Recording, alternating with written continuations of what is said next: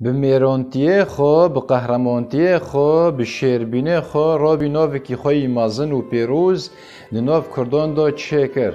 کی بی هوا کوای حسن کار بی؟ دمه خدا دروژنه خدا لهمبر و زورداری سکنی هاو زورداری جیل سر ملت را کر. ایجار روژه ایرو دیسا زورداری لسر کردان هایا. روژه ایرو دیسا نالین لسر کردان هایا. جبروه اکه دوه کو نوروز خوشنو و نو بکه. یعنی دوه کو کوا یکی دن در کبه.